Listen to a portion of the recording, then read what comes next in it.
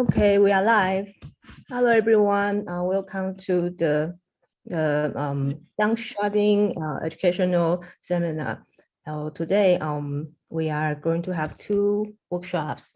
The first workshop will be led by Dankra himself for the Danksharding, and it will be like about 40 minutes.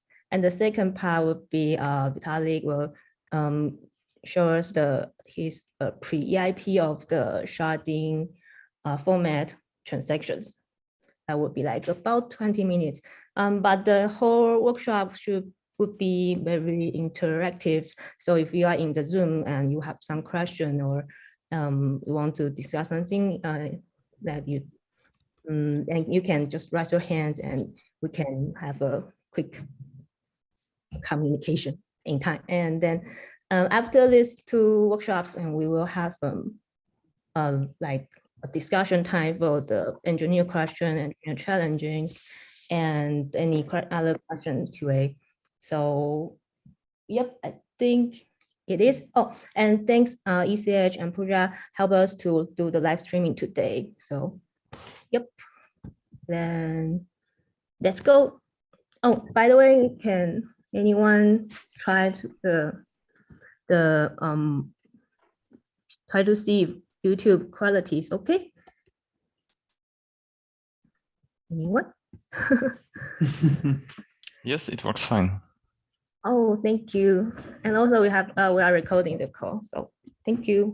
Okay, then start. Cool. Hello, everyone. Thanks for joining our workshop. Yeah, the workshop is called "Dude, what's the Danksharding situation?" When you meet our lovely new researcher George, you will understand where the title comes from. Sorry that the joke is probably not working for most right now, but I promise you will understand it at some point. Cool.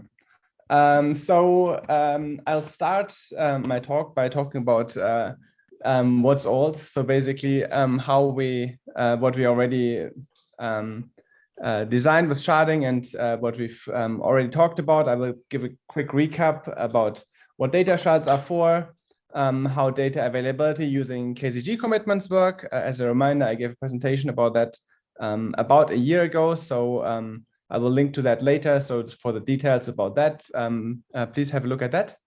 And then I will talk about the sort of original old sharding design where we had separate shard proposals for every shard.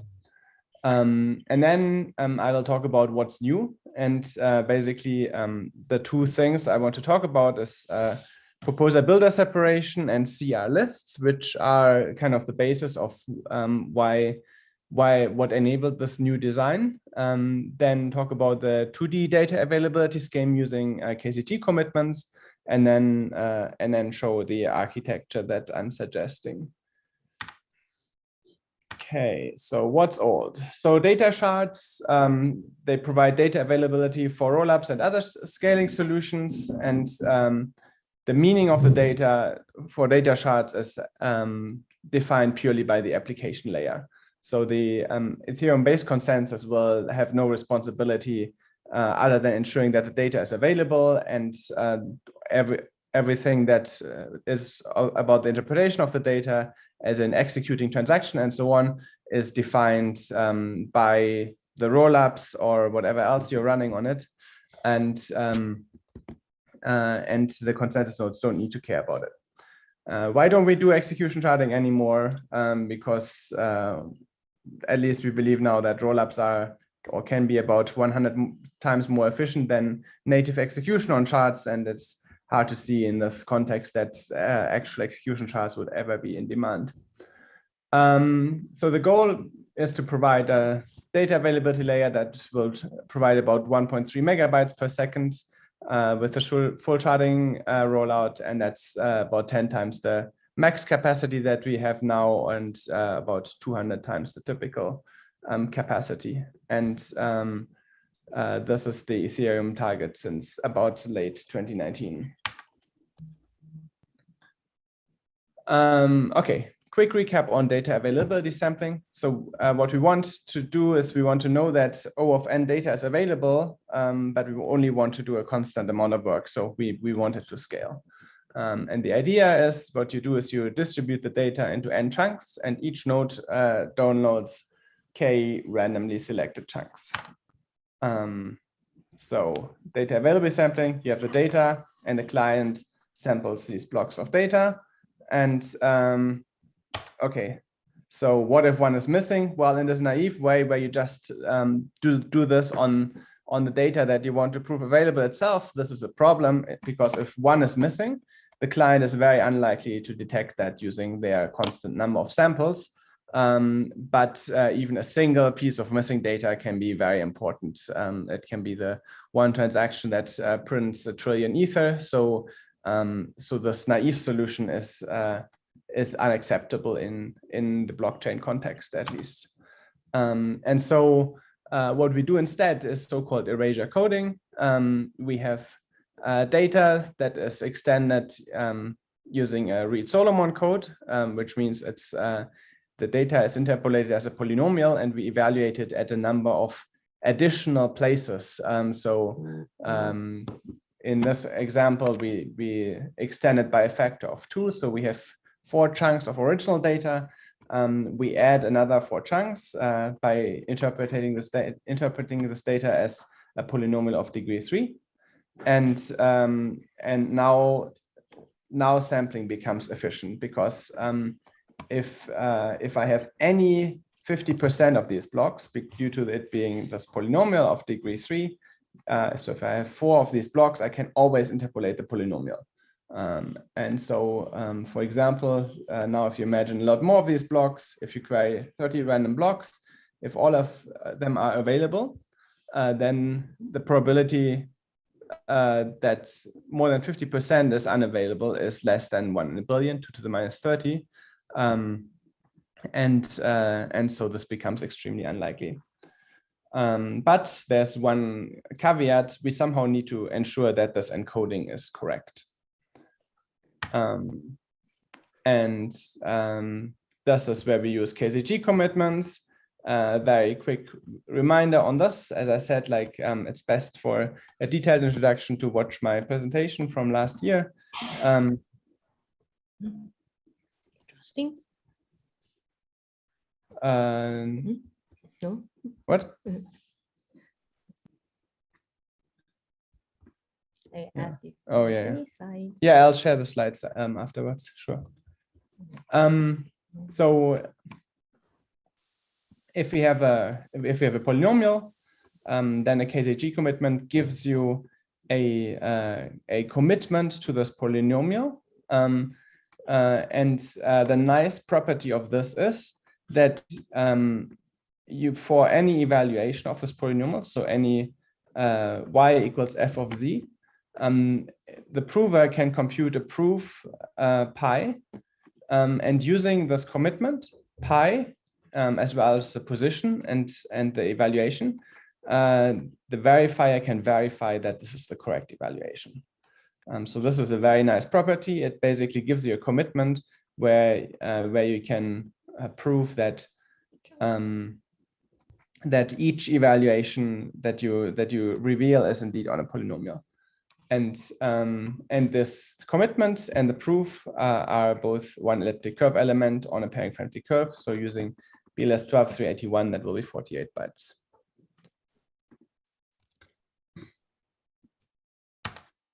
And the way we use these as data availability routes is that we, instead of publishing a Merkle route, we will be working with Kcg routes for the data availability.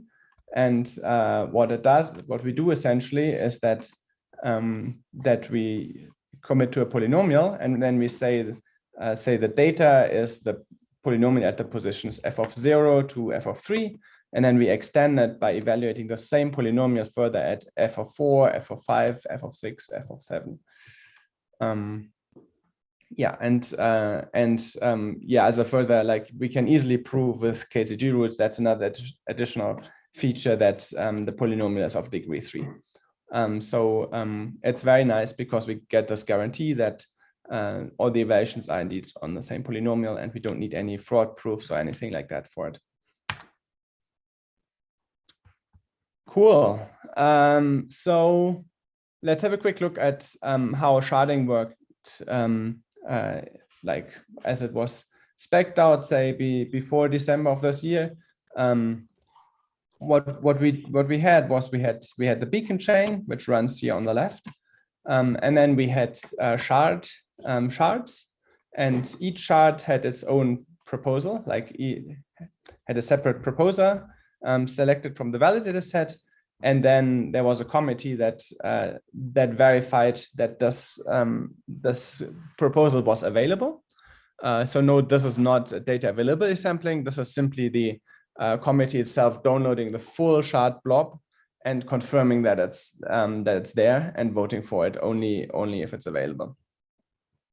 One of the problems with that is that we cannot, like, if we don't want to introduce very tight synchronicity conditions, we cannot guarantee that this voting will be completed within one slot, because that would depend on many things, including whether the next beacon block proposer is actually able to include the votes from all these committees.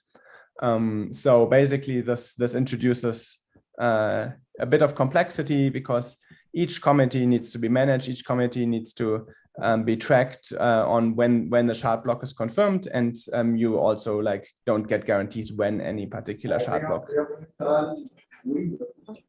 Hello? Yeah. Sorry, I cannot really hear you. Hello. Someone just had a live mic. Question?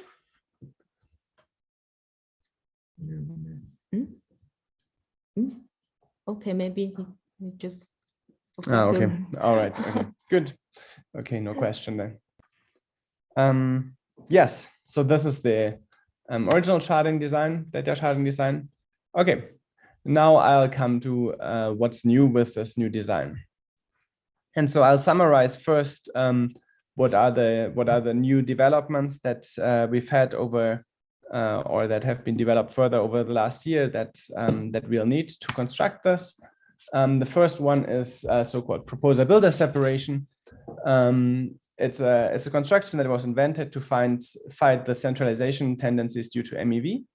So MEV basically means that more sophisticated actors can extract more value than, for example, at-home validators, and that leads to an advantage for big mining pools, because they can say like invest in having their own, I don't know, like MEV searcher teams, or having special relations with MEV searchers, and at-home validators can't do that. It doesn't scale. Yeah.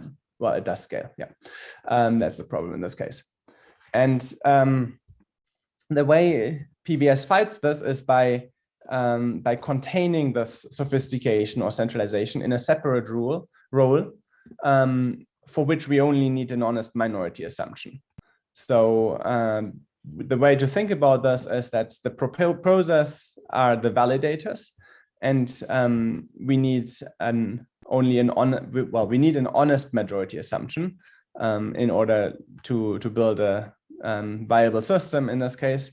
And that means we have high decentralization requirements. Whenever we have an honest majority assumption, we want to have like the highest standard in decentralization. Yeah. Builders, the ones who actually create the blocks, or at least the parts of the blocks that have any MEV in them, they are a separate role. And we only need an honest minority assumption, as in we only need at least one of them, or I guess two of them, to have some sort of market to be efficient. And this means that we have lesser requirements on decentralization of this role, because yeah, like we don't need a majority of them, to be honest.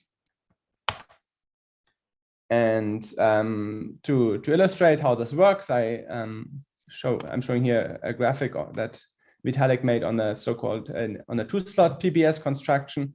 So the way it works, we have these headers that that contain bids that builders send, and the beacon block proposer select one of these headers and say, like, this is the builder I select to build this block.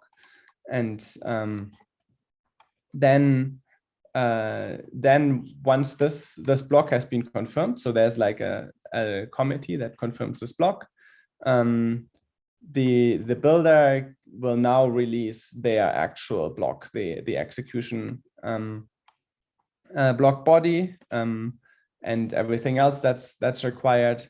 And yeah, that's how, yeah, then there's a separate committee that confirms this, and we repeat this process. So it's basically like we have this chain of alternating blocks that alternate between the beacon blocks and what Vitalik called the intermediate block here, which we're now going to rename to builder blocks. So that's PBS.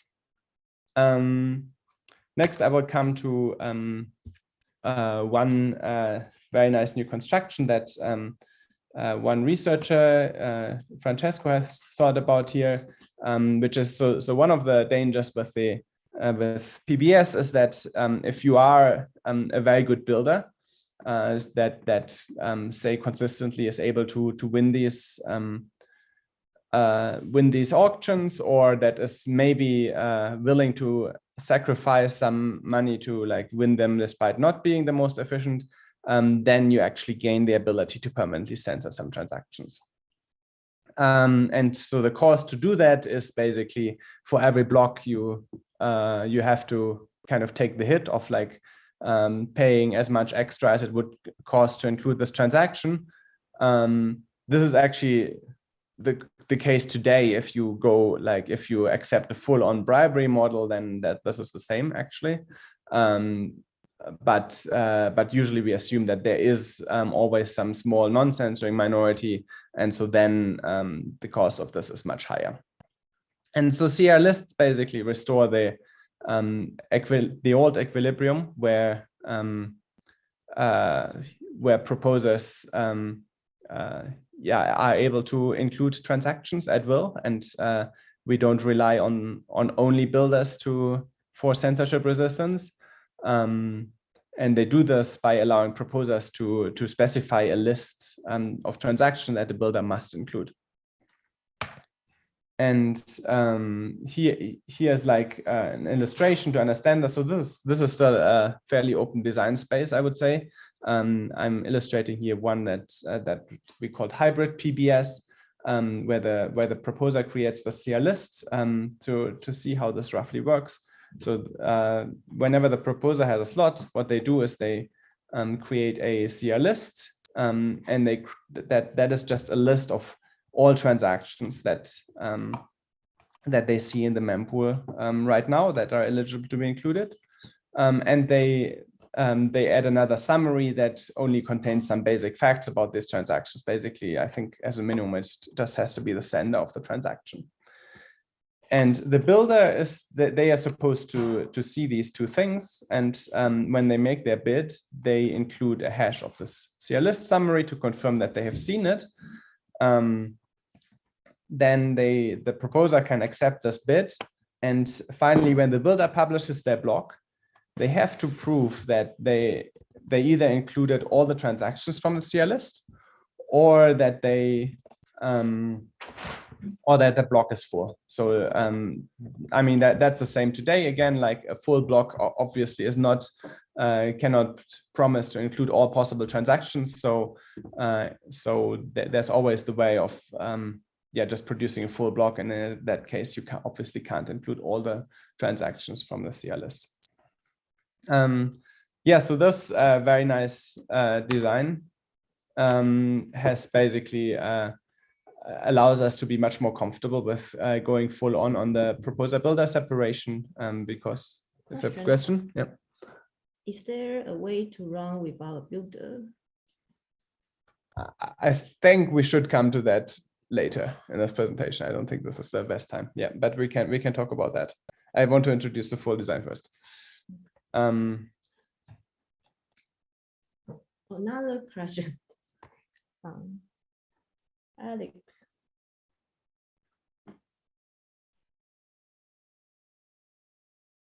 Repeat the question.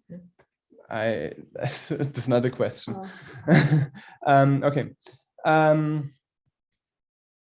All right. So this allows us to be much more comfortable with the proposer builder separation design and trust that this will not make censorship properties worse. Cool.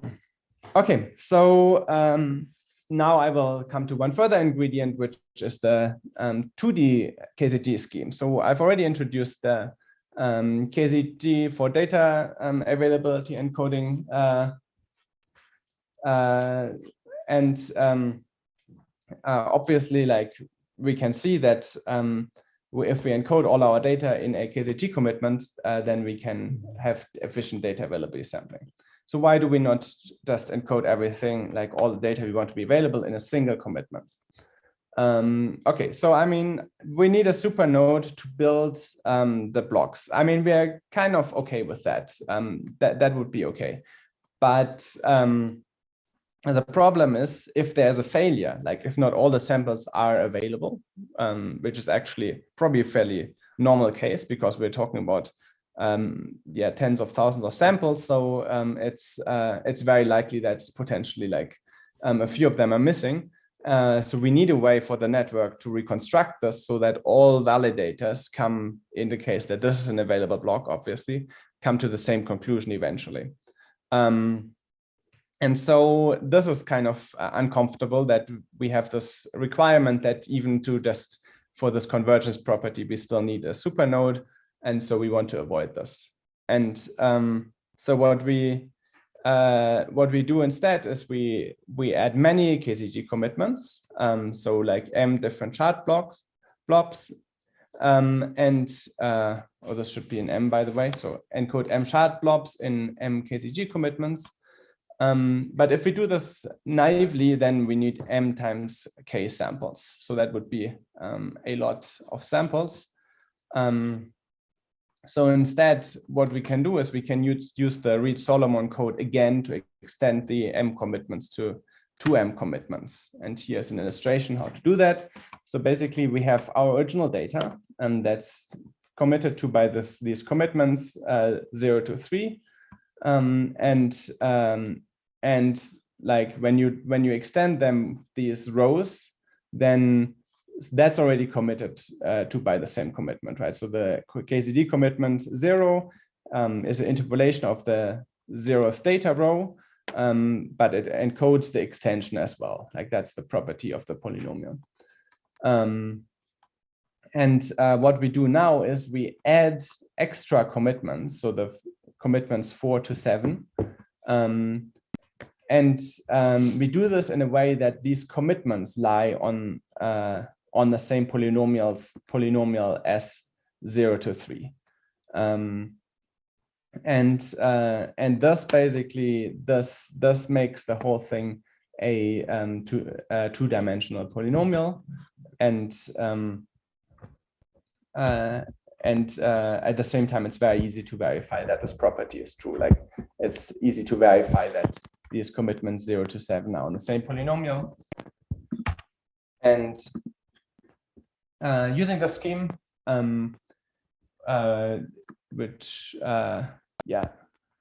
we can now verify that all the data samples directly against the commitments. So there are no fraud proofs at all necessary, but we only need a constant number of samples to ensure this probabilistic data availability property. So what we need in this case is that 75% plus 1 of the samples are available. And if this is true, if you can ensure this using data availability sampling, then all the data is available. And it can be reconstructed from validators who only observe rows and columns. So you don't need any validator who observes all the data in order to get the reconstruction property. And And that's very nice. So we don't have any supernode requirements in order to ensure the convergence of all the data availability sampling. Okay, now let's put it all together. So the idea is that instead of this previous what we had, like where every shard was proposed by its own separate proposer, we have one block that's together the beacon block as well as all the shard proposal, and the committee has no other role than confirming that this is available altogether. With adding the proposer builder separation, so I simplified the graphic a bit. Then there will be a proposer block, and then the builder will build this big block that will be an execution block as well as all the shard blocks, and then this same process will repeat. Okay. So what does this mean? So basically, why did we need these separate committees previously? That's because if we have many different actors who propose these blocks, we cannot guarantee that all of them are available or all of them are unavailable. Like basically, you would otherwise have the problem that if you want to assure availability in aggregate, then any of those shard proposers could stop the whole process by simply making an unavailable block, and all the other proposers who made their blocks honestly, would not get their blocks confirmed because of that one unavailable block. So that would be pretty terrible.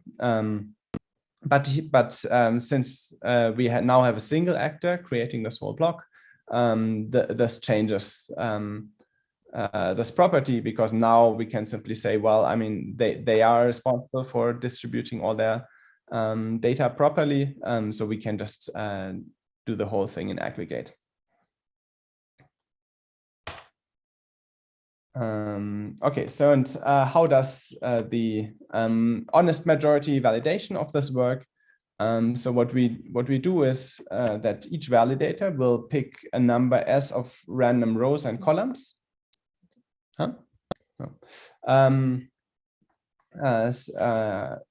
Probably, like I suggest 2, but this is still a decision to be made in detail. And they are only supposed to attest if the assigned row and columns are available for the entire epoch.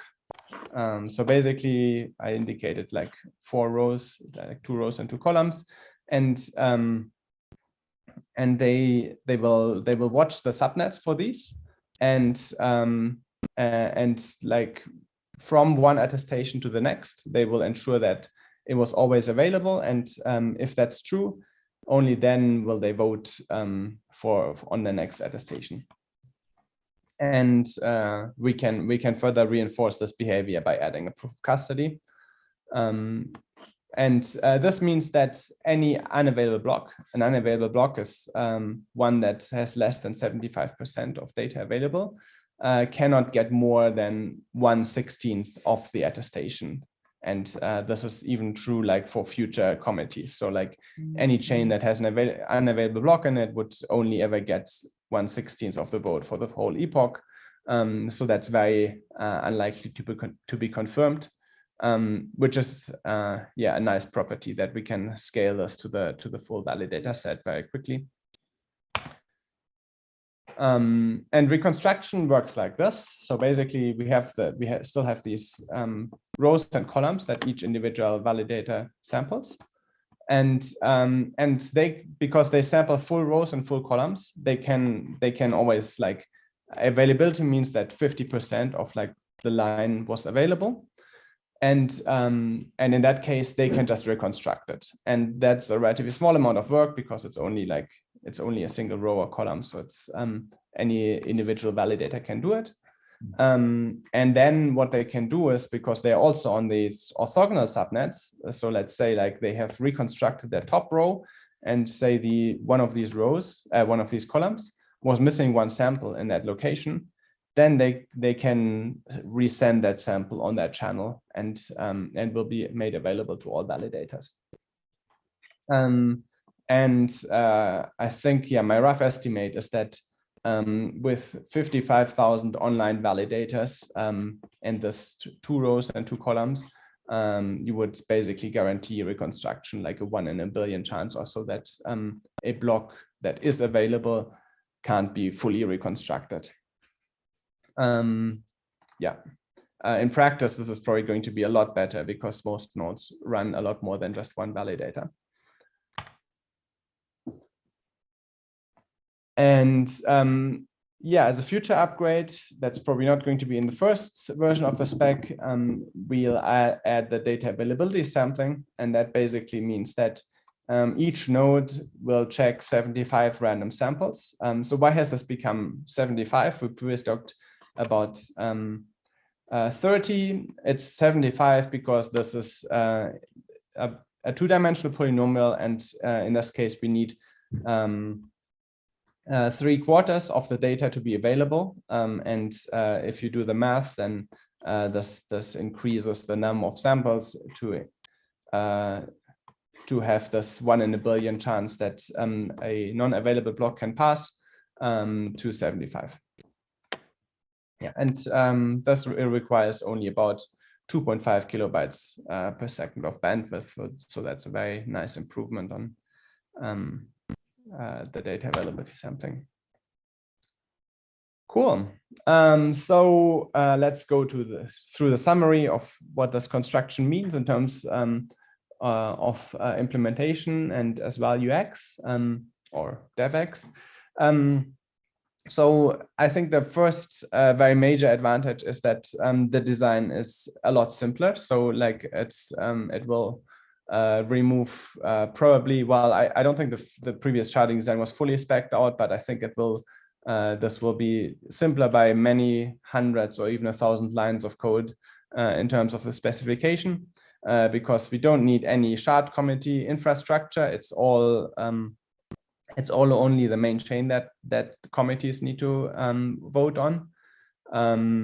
There's no tracking of the shard blob confirmations. So like before, like there's all this like different states that shard blobs can be in, and you don't need to do that anymore. They just get confirmed with the main chain or not. There's also no additional builder infrastructure. So previously, like for all these shard proposals, in reality, we would have to build our PBS for these as well. And that means a lot of complications because since this confirmation is not synchronous, it means that you basically need to have builder accounts on the beacon chain and stuff like that. But the nice thing is that with this construction, all the interactions between beacon and shard chains become synchronous. So we can also make these payments synchronous. We can simply deduct them from an ETH1 balance. So that makes it a lot simpler. And the last point on the design simplification is that we don't need a separate execution layer. Sorry, we don't need a separate fee market infrastructure for these shard blobs. We can simply use the existing execution layer fee market. Okay, so that's the advantages from the design perspective. So I expect that this can hopefully lead us to deliver sharding sooner than on a more complex design. Now to basically the advantages for rollups. So the nice thing of this construction is that we have a tight coupling between the execution chain and sharding. So basically a transaction can immediately operate on a shard blob and know that it's available in the same beacon block. This wasn't possible before because we don't know when a shard blob actually gets confirmed. So this, I think, will make rollup design a lot easier in practice. And it will also mean a very interesting property that actually ZK rollups will be able to make synchronous calls between the execution chain and the rollup. So that's pretty nice. I think that's an exciting property that people might want to experiment with. Yeah, we will not need separate PBS for shards. as another advantage. I think I already mentioned that one. It has increased bribery resistance. So previously, like one of the kind of problems that was pointed out was with the separate committees per shard. In a bribery model, it might be relatively easy to bribe one single committee. And so that's that kind of made some people a bit iffy. I think in this case, that's much nicer because each block gets immediately confirmed by 1/32 of the validator set. And over the course of one epoch, it actually increases to the full validator set. And then finally, like thanks to the 2D scheme that we can now implement immediately. There were actually plans to do that on the previous sharding proposal as well, but it was much more complex because you need to decide like who at what point interpolates the polynomials and extends those samples. But now we can do this immediately for every block, and that means like it's very easy for full nodes to follow the full chain with guarantees against even malicious majorities only by downloading those 75 samples per block. So that's about 2.5 kilobytes per second.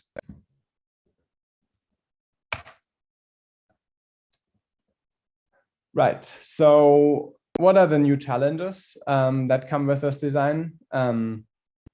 One is that we now need these builders to construct the Kcg proofs for 32 megabytes of data. This is actually something that I'm currently still working on. So like this is currently, in order to do this in a realistic time, like I think realistically has to be done in about 1 second or so. That needs hundreds of cores to do that. And this should not be CPU, but GPU. So I'm currently investing in GPU implementation, and we're quite confident that this can probably be done in about 1 second on a reasonably, not super high-end, like mid-end GPU. And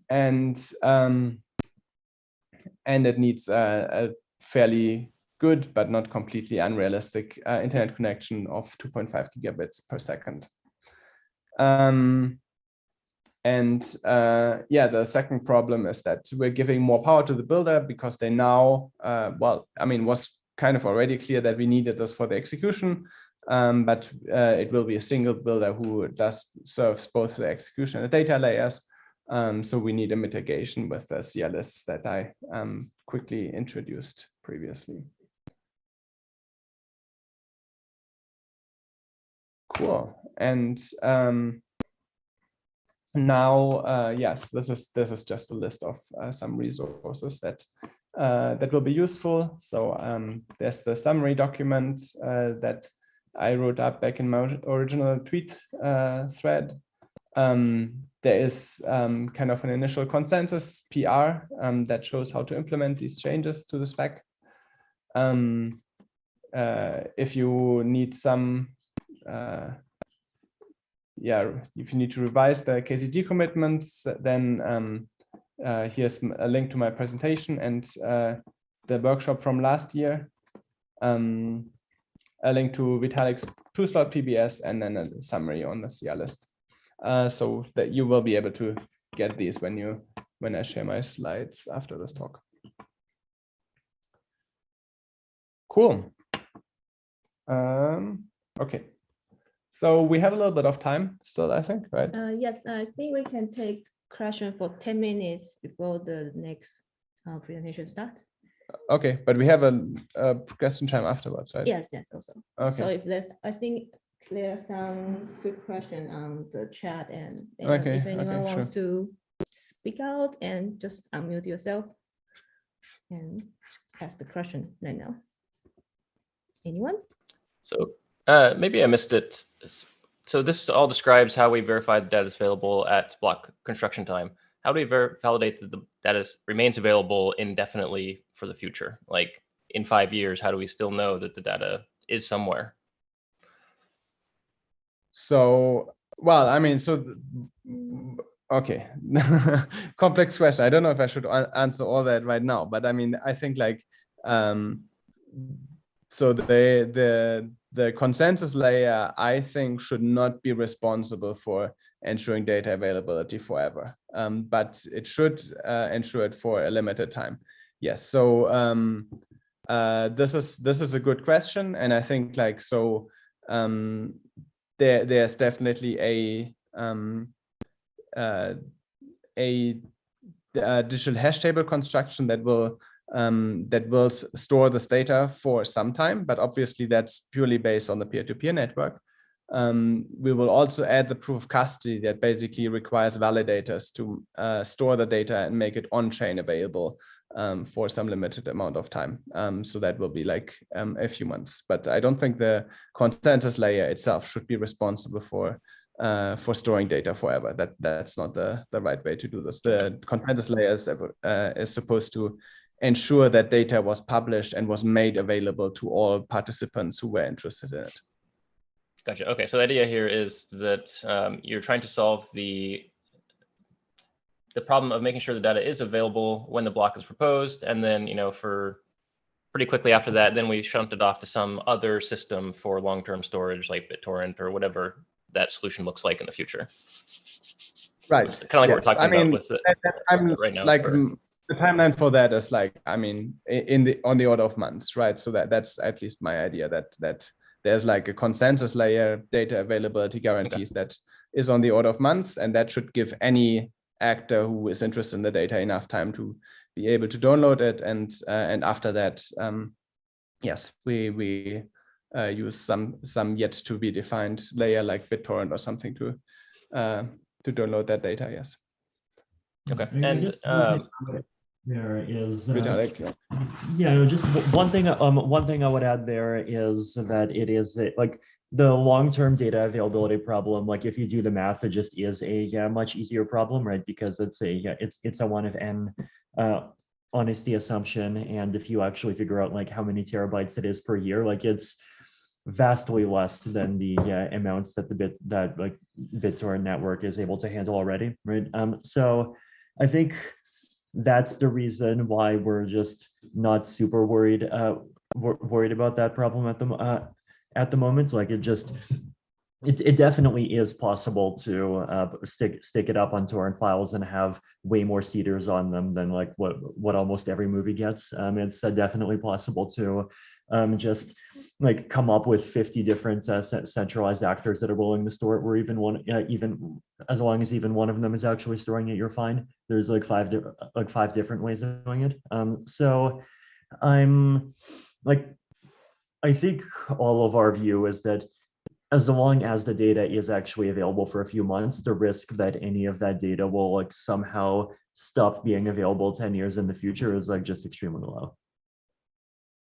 Gotcha. And we're assuming here, if I understand correctly, we're assuming that there is some portion of the validators that not only attest that they have the data, but they're also willing to share it with anyone who asks, right? Like, because one could imagine an attester says, yes, I have the data, and they can prove they have the data, but then when someone asks for it, they're just like, no. Like, we can't force them to give it. Well, okay. Are you talking about the no, if you do data availability sampling, you know that that the data is actually available to download, right? We know someone has the data. Huh? We know someone has the data, but that doesn't necessarily mean they're willing to give it to like some archive node. When your data availability sampling, then you check that someone's also willing to give you the data, at least the samples that you're asking for. So the idea is that if you have many nodes doing this, then if like there is a malicious actor who only gives out the samples that are queried, they would still have to at some point give out enough samples that you can reconstruct the data, right? That's what happens with data availability. And the other thing that I would add also is that like if you as a client get data by data availability sampling, you should also rebroadcast it, right? Like I think that's part of the security assumption. Right. Okay. So we are assuming that so there are enough people out there who are asking for the data and then propagating it out. I think this is already an assumption we basically make, right? Today, like when a miner mines a block, you assume that they're also willing to give the data out. The difference, I think, from today versus this future is that today the miner needs to give the data to other miners in order for those other miners to build on top of them. And since the miner doesn't know who the other miners are, they're forced to give the data to everybody because they want their block to propagate into the future. With this new system, I don't think we have as strong of a guarantee, but it's probably still good enough, if I understand it correctly. I mean, I think so. I think it's fairly similar. If you assume that everyone does this data availability sampling, they still have no other choice. If they want people to accept their block, they need to distribute those samples. And so to anyone who asks. Okay. So the only difference is that like what can be done with data availability sampling, you can trick a small number of samplers. So like if say if there's like some super high target, say like an exchange you want to trick, and you know exactly which node they are running, you can, and you, I don't know, yeah, you then you can potentially trick them into believing something is available that is not. So I guess like what I would say, if you're literally like so like data availability sampling, you kind of hide in the mass. So if your node is like so important that it literally secures billions in value, then maybe you're better off just downloading the full data and you get slightly better guarantees. But for almost everyone, the data availability sampling is good enough.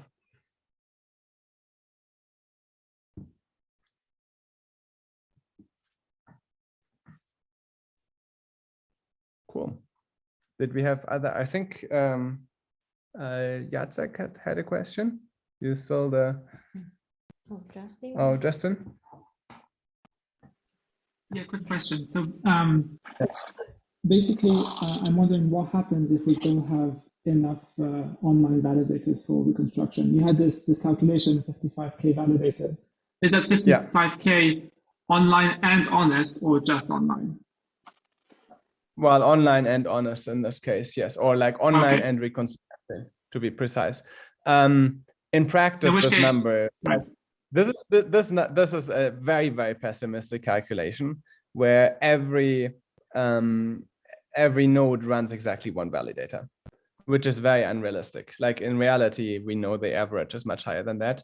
And then like when you look at the reconstruction, so basically what happens if you run more than one validator, you will get more lines, more rows and columns in this picture. And just sending the extra samples you can reconstruct it on those other lines and columns, that's basically free, right? That's very, very minimal extra work. So you might as well just do it. So like this scales a lot better once you have like 10 or 100 validators on one node. It will make the situation like quadratically better. I haven't redone the computation, but I would expect that if you run 10 validators or 100, then it will be in the hundreds or thousands of nodes. Okay, understood. Yeah. But I guess the point is that there is some sort of number. Like, what happens if we go under that number? Let's say there's only 200 active validators. Like, do you have some sort of full shutdown, like finality? Or do we have some sort of graceful shutdown of the data available? Well, I mean, clearly you cannot get finality in this situation, right? Well, we can if the raw number of validators is kind of lower than it is today. Let's say we only have, 30,000 validators, which is less. Let's say the numbers, we need 50,000 online and honest, but we only have 30,000 active. If there are fewer validators, then shouldn't we just like automatically start assigning them more rows and columns to make sure that we get full coverage no matter what the number of validators is? Or reduce the number of rows. Right. This was the solution in like pre-Danksharding, right? Yeah. That the number of shards goes down if the number of validators is too low. We can still do that, right? Right. Yeah. No, nothing stopping us from doing that. Yeah. Yeah, it seems like a really reasonable thing to do. Yes, I think my question was basically that given that builders and proposers are separate and builders require more specs, what happens when all of them go missing? Like, yeah. So it's an interesting, I mean, I think like we're actually thinking about how to, so I mean, personally, I think this is a very, very, very unlikely situation. But let's entertain it anyway. So I think like we have thought about this a bit, and like one thing you could always do is, I guess, like build blocks with much less data in them. Like anyone can do that. But there's probably also a way to enable more distributed builders where so if you assume that the transactions themselves are already available in the sample form, then it may actually be relatively easy to add some structures to the peer-to-peer network so that you can actually have like a distributed builder where like the builder actually only constructs the block with the commitments and then asks the peer-to-peer network to just do their reconstruction on the data and add all this. This is something that we're still working on. So if you want, you could like maybe join that discussion, but I think it's actually possible to also build a more distributed version of this.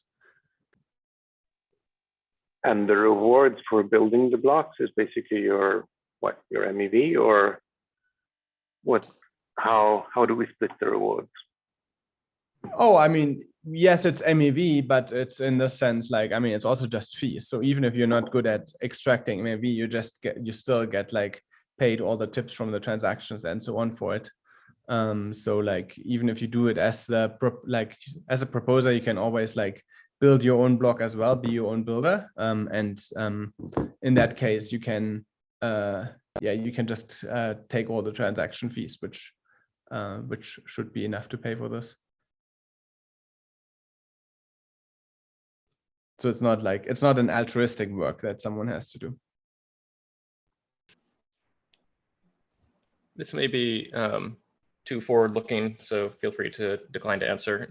Have we thought about what mechanisms we're going to use to decide how many shards to have? Because presumably the builders, you know, however many shards we have determines how powerful the builders are going to need to be, right? And so we could make that, you know, you need a supercomputer and there's 2 people in the world who can do it, but that seems too high. Like, have we thought about what our metrics are going to be for determining, you know, what the right size hardware for builder requirements are and network capacity, all that?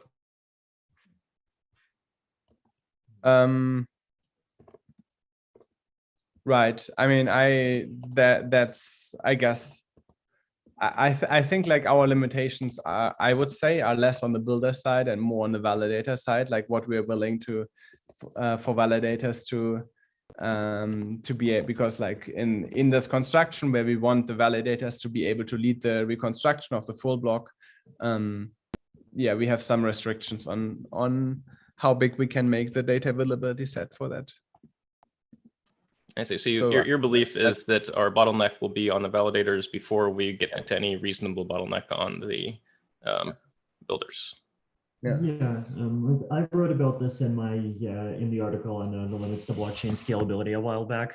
Basically, like the 2 limits are one limit is at what point do we get to the point where it's really hard. Like there's so much data that there are actual risks that we'll lose some amount of it 5 or 10 years down the line, and I think we're very far from it, given like these 32 megabyte numbers. But like if we add like, you know, even 1 order of magnitude or 2 orders of magnitude, then it quickly does start getting into uncomfortable territory. And then the other one is the data availability sampling security assumption, which would be that like there just is this new security assumption that there is some minimum number of nodes that have to be doing the sampling for the sampling to actually provide guarantees. Because if there are too few nodes, then an attacker could just like sit around, wait until they hear queries, and then only respond to those queries. And if there's very few validators, then those queries add up to less than half of the data. And the minimum number of validators is like very manageable given these numbers, but either that minimum number or the data bandwidth requirements of the data availability sampling would have to go up as capacity goes up. And that, once again, like it does get into uncomfortable territory 1 or 2 orders of magnitude up. But building, on the other hand, I guess the theory of the whole like MEV sophisticated builder separation kind of mindset, right, is that a top quality builder is going to have to like basically pay human salaries already. And a computer that costs the same amount or a similar amount as those kinds of human salaries is already going to be very powerful. Like you could even have lots of computers. You could have multi-gigabit connections in multiple places and so forth. So, and the other thing is that there is also this concept of distributed validators, right, where validators can delegate the load of checking data availability of some data transactions to other participants. And this is one of the things that we're trying to keep in the in this design. So, you know, like the builder side is like less of a risk as the scalability numbers go up. I think like the bottleneck to kind of like cranking the numbers way up is mainly on the validator and the client and user side. Okay. I think that's the last question of the before the next talk by Vitalik. So that's I mean, give people some time to think about the proposal that Dankshard just gave. This was a very brilliant presentation. And then, so let's Vitalik to join the Zoom call and set the presentation now. Can't unshare. You need to unshare me. Oh, okay, then I'll stop sharing. Okay. Okay. So that's us. Wait, are you still doing audio? Yes, yes. So Okay. you might have to. Oh, I see. Okay. Give us 1 minute to prepare this.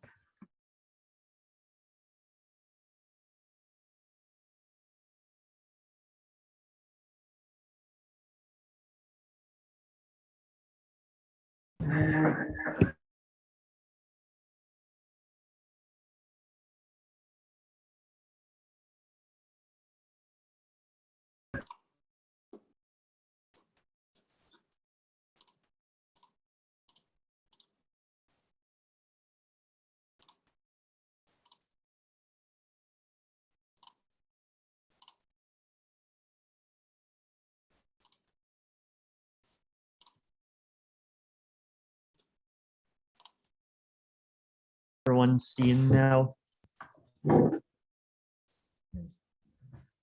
So, What's Zoom? What do you mean? Oh.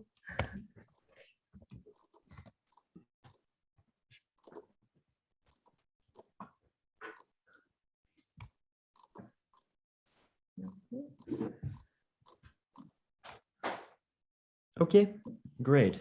So this is a pre-EIP that I wrote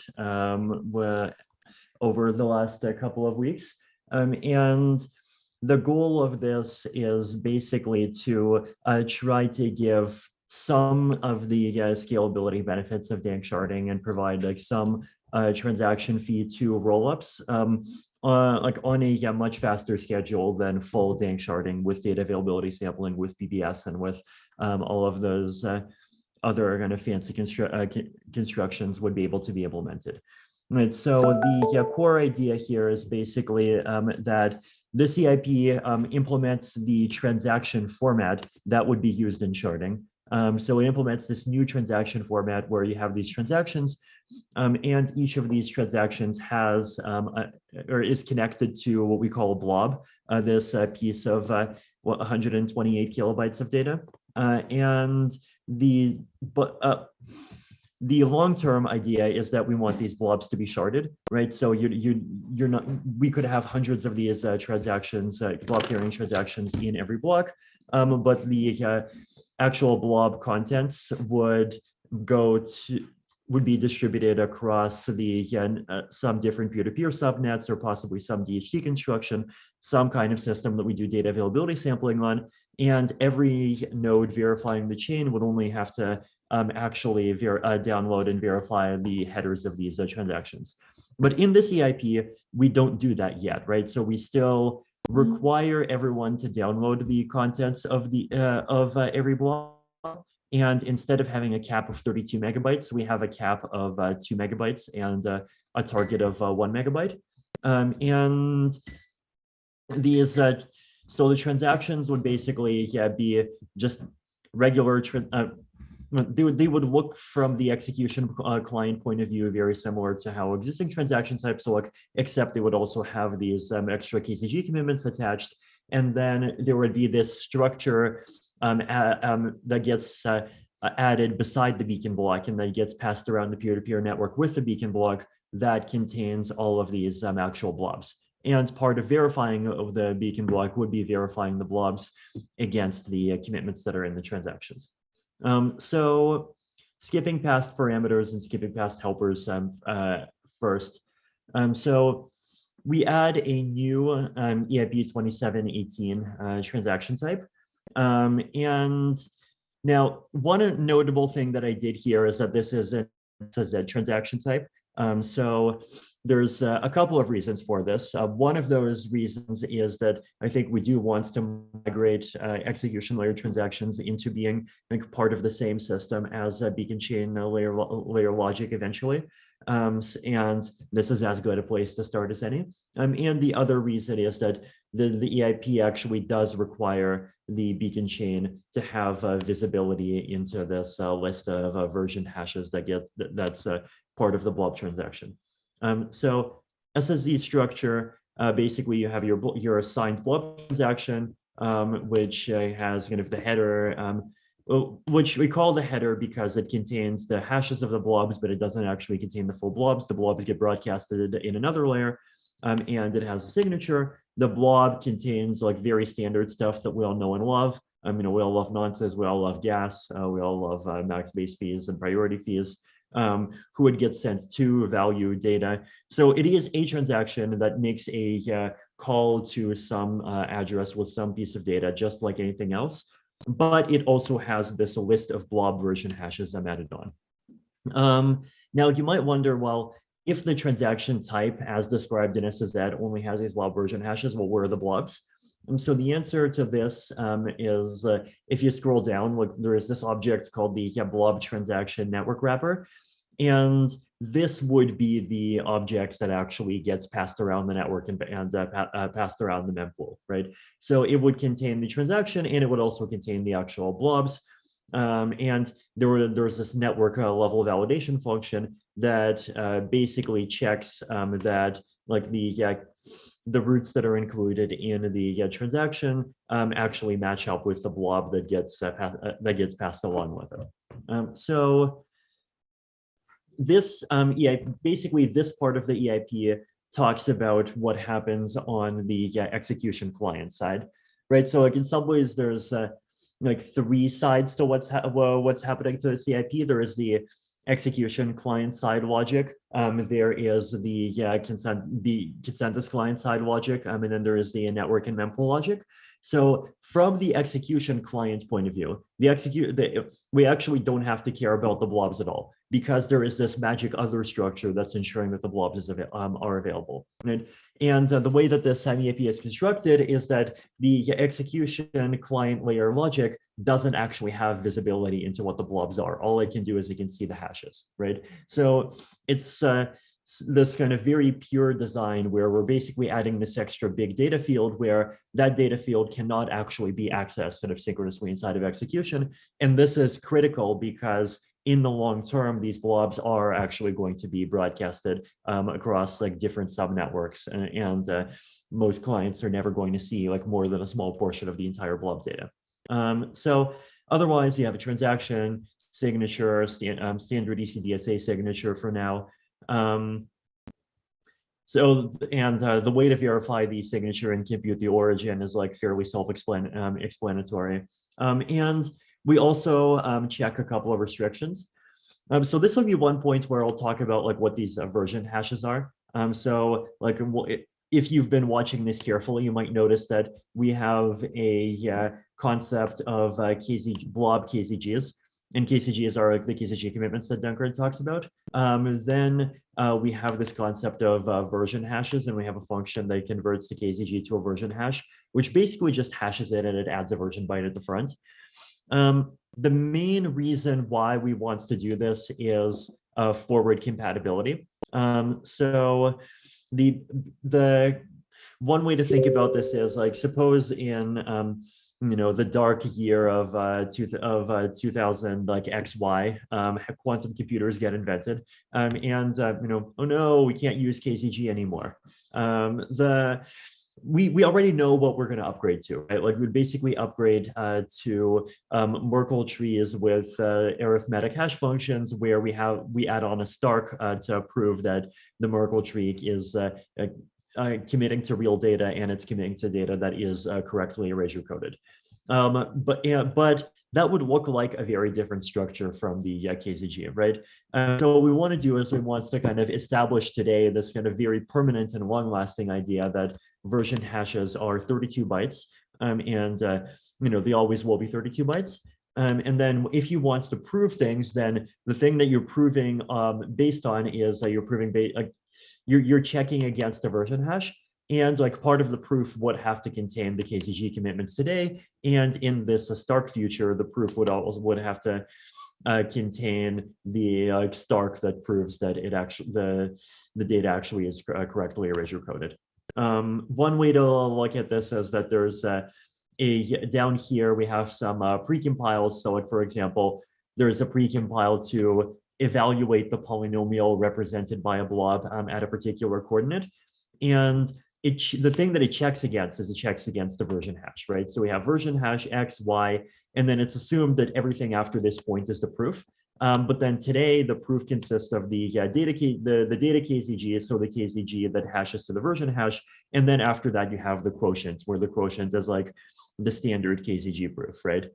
So the standard way to verify KCG proofs, like, well, it's somewhere in the headers, right? It's the usual, like Q is your proof, and you check the Q paired with the x minus x in G2 form actually equals to P minus Y, where P is the commitment to the polynomial. But here, like, P would be the KCG, and so we would just have to provide the KCG as part of the proof, check it against the version hash, right? So we try to basically, in the execution layer, deal with version hashes as this kind of object representing the blobs that will survive for the long term. And today, the precompiles that deal with these, that try to deal with commitments, they deal with the version hash with this byte, but then in the future they might deal with something else. So here, so the three restrictions. So first we check that the version hashes have the correct version. Then we check that any single transaction has to have at most like some maximum number of blobs per transaction. And then there is also a cap on the number of blobs in a block. So if we scroll up to the here, right, maximum number of blobs per block is 16. The targeted number of blobs per block is 8. Now, once again, if you're watching closely, if you see the word max, and you see the word target, that implies that there's like some EIP 1559 mechanism that adjusts the price of a block so that on average it hits the target. And that is going to exist as well. Just haven't gotten to it yet. So this does introduce this like kind of multi-dimensional EIP 1559 mechanic, where you separately have the same EIP that we always do for the gas price, and we also, for the base fee, and we also have this separate EIP 1559 mechanic that like adjusts how expensive blobs are, so that so that we have like roughly this a constant level of blob sizes. So new transaction type. So far this is just a new transaction type, and there's an opcode to get version hashes, right? So from the execution client's point of view so far, this is just a new transaction type, and we're going to have an opcode to gather these blob version hashes, so it just looks like a transaction with a bit more data. On the beacon chain side, so we talked about this structure, right? What I call the beacon block and blobs, and the beacon block and blobs has the beacon block and it has the blobs. So there's a function to do this kind of like pure beacon chain side verification, where the beacon block body is required to have a list of all the blob KCGs that were included in the transactions. And the long-term goal of this is to actually Erasure code extend this list as well, and that's what allows us to do 2D sampling, as Danksharding mentioned. But for now, it's just a list of all of the KCGs for all of the blobs that were included in all of the blob carrying transactions in that block. So we have the beacon block, and then we have the list of blobs, and we basically verify that for each blob, the corresponding Kcg is actually correct. And then we also have this cross-validation requirement, which basically validates the relationship between the beacon block and the execution payload. So basically, the idea is that we actually walk through all of the blob transactions that are in the execution payload, and we make a combined list of all the version hashes. And then we check that the version hashes match the list of KCGs in the block body. And then over here, we check that the list of KCGs in the block body matches up with the list of blobs, right? So beacon chain side logic, also actually pretty simple and pretty minimal. Probably the main weird thing is that we have to add this extra object called the beacon block and blobs, and that has to be broadcasted around the peer-to-peer network. But like so far, right, it's like what it is, the mechanic that it's producing is fairly complex, but the actual kind of number of lines of code in either the execution chain side, client side, is not very high, and in the beacon chain side is also not very high. Okay, let me take a break and just to go through a bunch of questions. Okay. And give people time to come up with other questions, because I'm sure that was fast. How costly is Blob to KZG? What was the number, Danksharding, do you remember? How costly is Blob to KZG? To compute one KZG commitment? Yeah. I can quickly pull that out. Yes. I remember, like, what was it, like either 60 or something? We have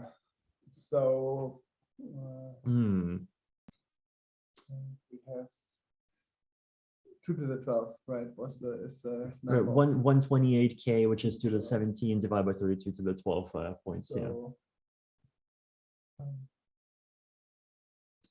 It's one curve multiplication. Was it 100 microseconds that you were saying? Yes.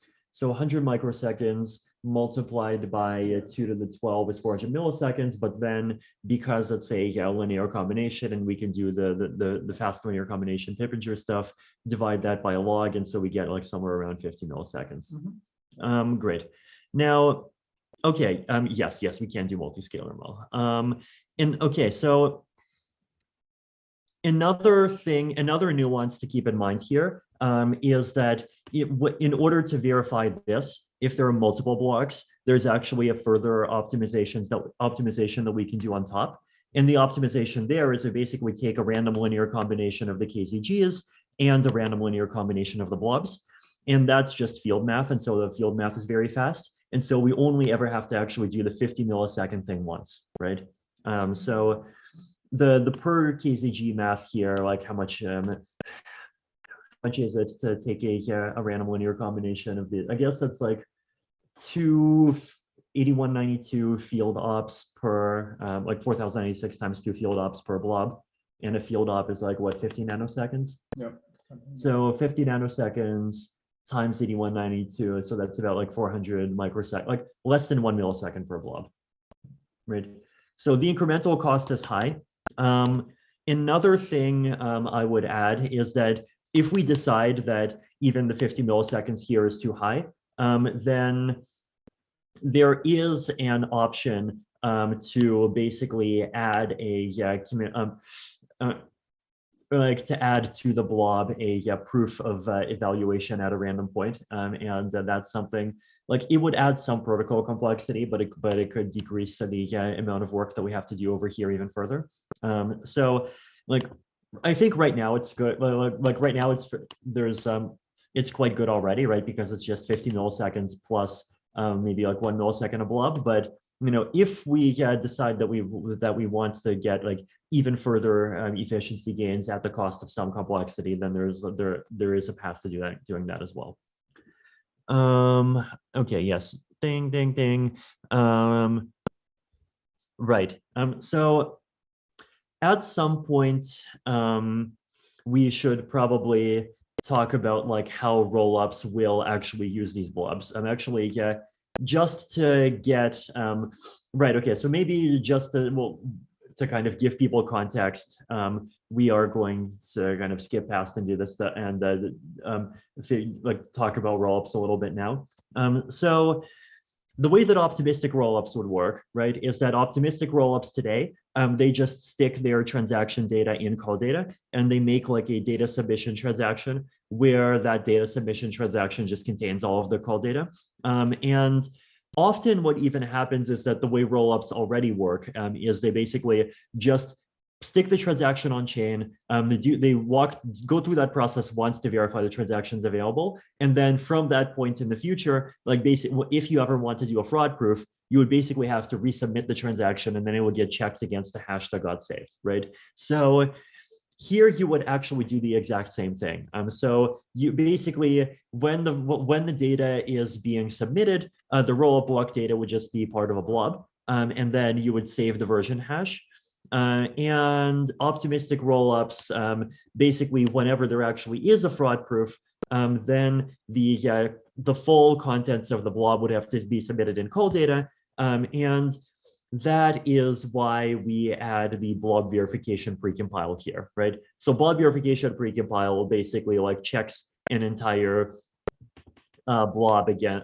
It just checks a provided blob against a version hash. So that, and the cost of the precompile is like around 2 million gas, but the cost of like actually providing this amount of just providing the call data itself is also 2 million gas. Once again, if we are willing to incur more complexity, there are ways to do this a little more efficiently, but like there isn't a huge room for optimization. Though the one way in which we could optimize actually is that we could basically make the point evaluation precompile cheaper if like the input has a lot of zeros, right? And so if some rollup uses something that uses like a less than full blob, it would cost still the full amount to submit, but it would cost a lower amount to actually do the evaluation of, right? So that actually is an option. So that is what optimistic rollups would do. What ZK rollups would do is ZK rollups would basically, they would generally provide 2 commitments to whatever data, like either transaction data or state delta data, whatever they do in their transactions. So there would be the Kcg, or I guess the version hash of the blob and kind of implied as the Kcg, and they would have some other commitment using whatever proof system the ZK rollup uses internally, right? So you would commit to your data like in the Kcg, and then you would also have a polynomial commitment using whatever your own scheme is to where that's the polynomial commitment that would actually kind of talk to whatever ZK or be part of whatever ZK star scheme that you're using. Then there is this protocol that we call like commitments proof of equivalence that proves that the 2 commitments point to the same data, right? And the commitment proof of equivalence protocol is actually very simple. It's this here. It's this lovely ETH research post that I can't quite access, but it's oh, there we go. It's literally you have a bunch of commitments under different commitment schemes, and then you would take 1Z as the hash of all of them, and then you would just open them all at the same random point, and you would have different proofs that prove that all of the different commitments evaluate to the same value at the same random point. So if you do this, then like statistically, it's guaranteed that the commitments point to the same data, right? So this, right. So as a ZK rollup, like basically you would have to have this. Like you would still be able to mostly design your ZK rollup using like whatever scheme you wanted, as long as it can talk to any polynomial commitment scheme that you're using, and then you would use this proof of equivalence to connect your polynomial to the polynomial of the data, And doing that random evaluation is what the what this point evaluation precompile is for, right? And so as is easy rollup, you'd be able to do that. Okay. The issue here is that, right, so expensive verification needs to be done before gossip relay, right?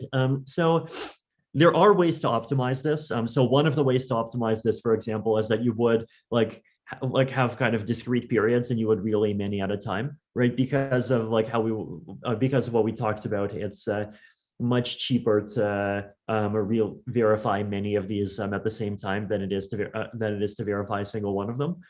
So that's one technique. And then if we decide that it's that we want extra fast verification, then like I mentioned once again, there is this other technique that we could add. We could add it at beacon block level, or we could add it just at mempool level, or both. And this is the technique. Basically, the way this technique would work is you would take a hash of the full blob contents and of the commitment, and then you would use that as a random evaluation point, and then you would provide a proof that the polynomial opens to that evaluation point, and that the actual blob, if you treat it as a polynomial and evaluate it at that point, which you can do in O event time and also in a couple of milliseconds, do evaluate to the same value, right? So if that turns out to be a bottleneck, we do have this path that does add some complexity. We could add it at one place or the other place or both places. That does also improve on things. So, right. So, okay, we talked about beacon chain side validation.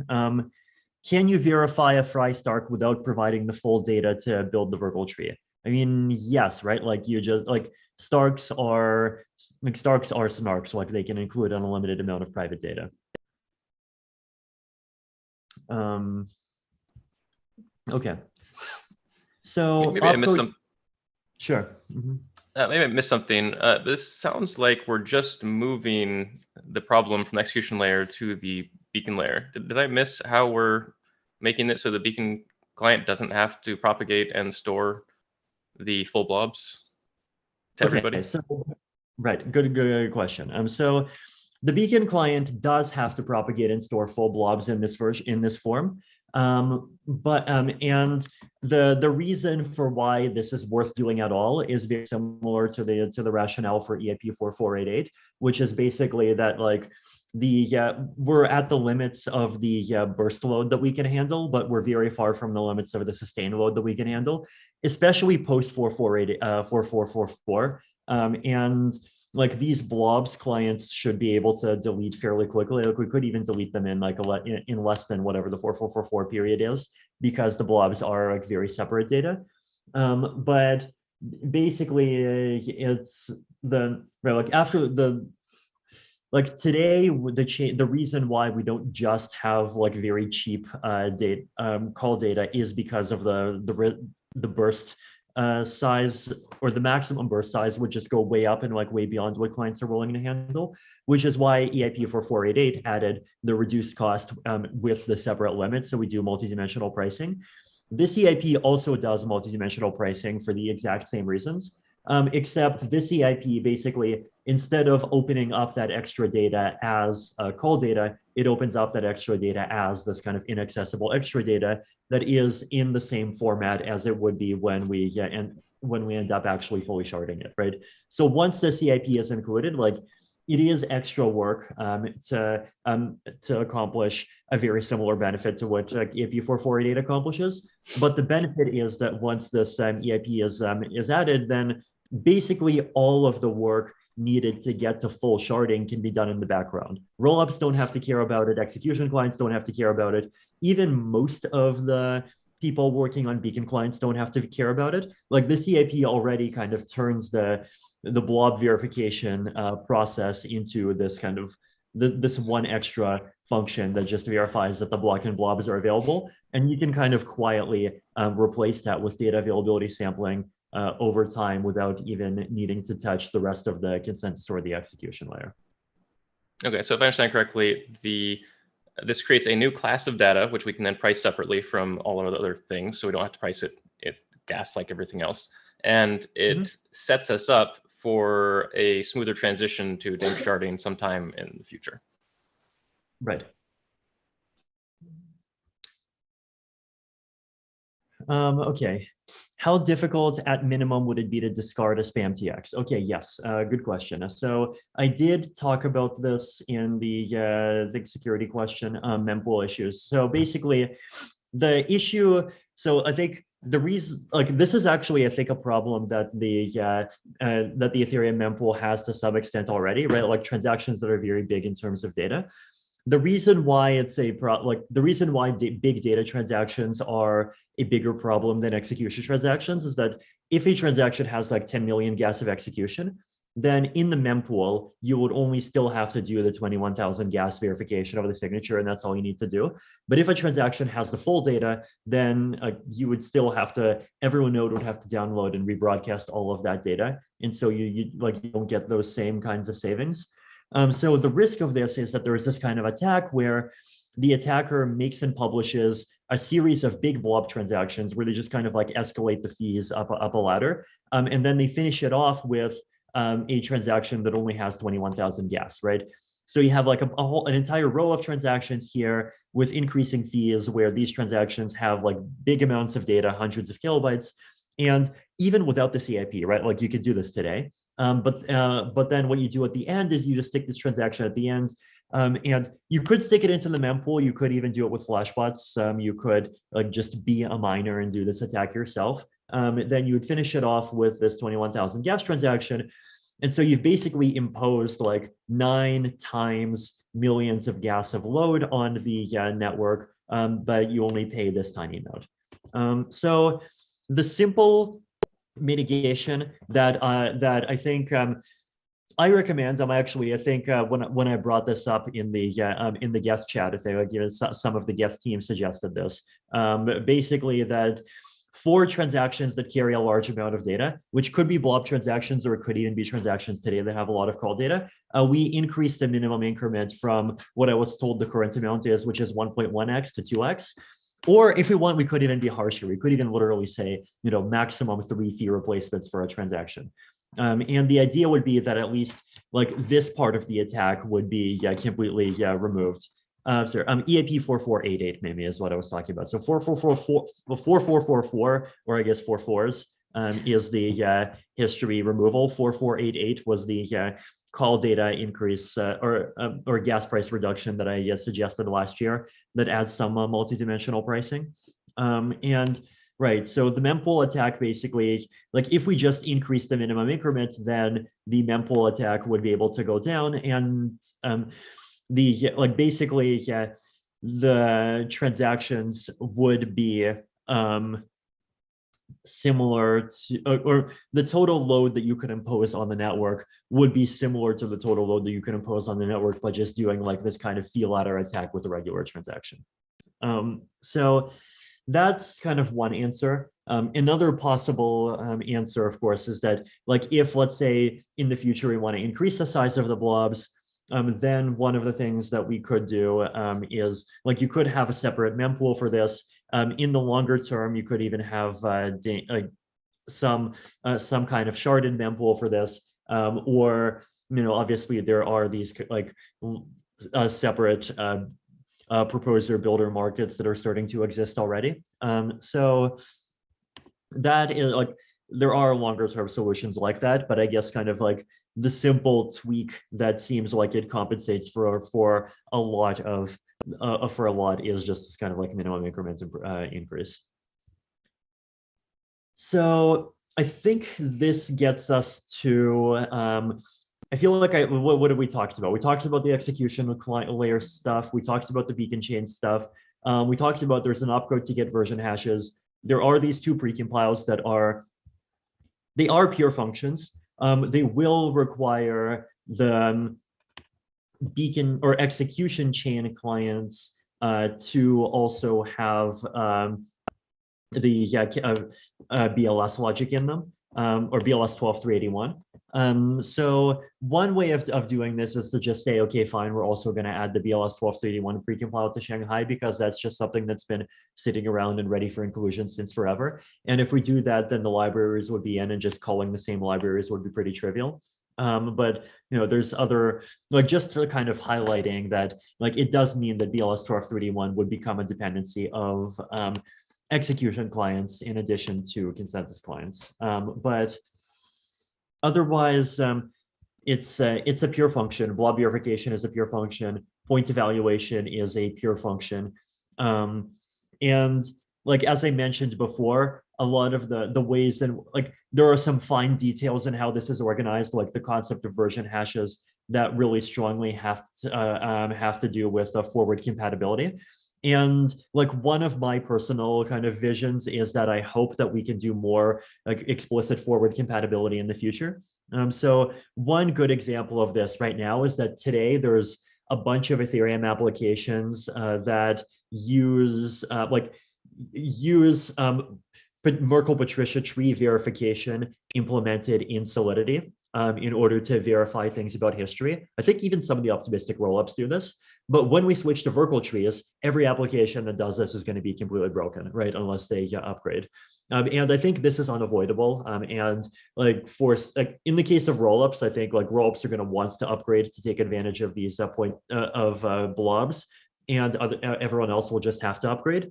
But in case we want to upgrade again, right? So like, for example, in case we want to upgrade from SHA-256 SSZ to some arithmetic friendly magic polynomial thing for like the ZK Snark Ethereum of the future, or whatever we want to do, then we do not want applications to have to like upgrade everything, like upgrade their contracts again, right? And so the way that we accomplish this is we basically say we could make a precompile that is a precompile for verifying proofs of history. And today it would be a Merkle branch precompile. But then in the future, if we, let's say, switch to, I don't know, Verkle trees for the beacon chain state, then there would be some block cutoff. And if the proof comes from before that block, the precompile would automatically do continue doing the Merkle verification. And if it comes from after that block, then the precompile would automatically do the Verkle verification or whatever other verification we add, right? So off-chain like client logic would have to update, but on-chain like beacon logic would not have to update. And it's the same thing for these point evaluation, like for optimistic rollups and ZK rollups, right? Like, if the underlying Ethereum layer eventually switches to something else, then they should be able to like the rollup contracts should not have to change at all. The only thing that would have to change that would change is it would like the kinds of proofs that you provide from the outside, right? Like, instead of the proof being the Kcg and the quotient, the proof would just be a Stark. And that would be off-chain client logic only, and on-chain stuff would continue to be exactly the same as before.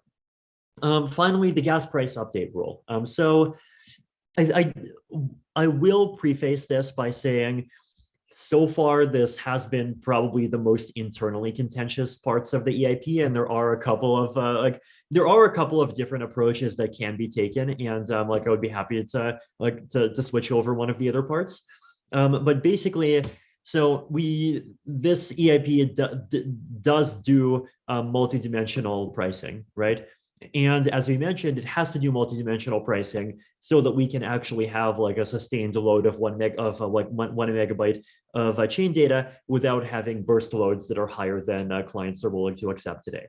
And the way that we do this is actually, if I think you go into the research and we just search multidimensional EIP 1559, there it is. Basically, like, the idea would be that instead of having, like, one of the ways of doing this would be that you would have, instead of having one base fee, you would have a vector of base fees, and you would have a different base fee for each unit of resources. And then there would be, there's a couple of ways of applying this, right? So one way of applying this would be, sorry. Okay. So one way of applying it would be to say like would be to actually have like different base fees, and you would actually have to like pay ETH for each different resource. And this is the option 2, or option 2 is I guess there's 3 ways of doing this. This is kind of hardcore. Like basically, the gas base fee becomes fixed to one way, and then all of these, like instead of this being base fees, like these would be gas costs that would float around, and that would become very high. Option 1, easier and less pure, is we keep gas cost of execution fixed, but then all of this other resources that we want to price, they would have like their fees would be expressed in gas, and the amount of gas that they have to pay would be volatile.